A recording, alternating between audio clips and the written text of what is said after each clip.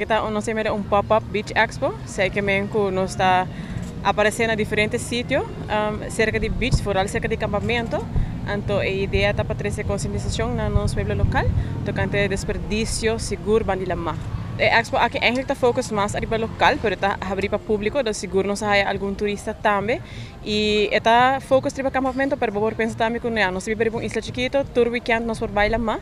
Então é questão de bang picnic, of que nós está hiba lá, que nós está lá lugar atrás, é uma questão de gente aí. Pois essa aqui está parte da campanha bem sério que começou a ano passado.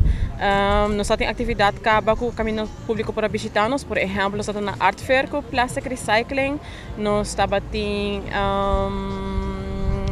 nós estamos compartilhando atividade cultural, das lista de atividades na página sempre por visitar. Nós estamos agora aqui na mesa com específico desperdício para lama. Então, mesmo campanha diferente tópico. O problema de plástico e desperdício em geral está algo cerca de nós casos. Não somente é vídeo que nós estamos online, para Facebook, está viral. Essa grande coisa com time de nós vai recorrer onde nós costas e mostrar à nossa comunidade local quanto essa aqui está. Nos tour se nós laga coisa atrás, nós todos juntos vamos contar quanto essa aqui está. Então, essa aqui está, nós podemos trazer de uma maneira artística, visual, para ter uma ideia de quantidade. E o problema, e também, claro, inspirar para fazer algum cambio no chiquito, caminho que nos pode ajudar com a problemática de desperdício.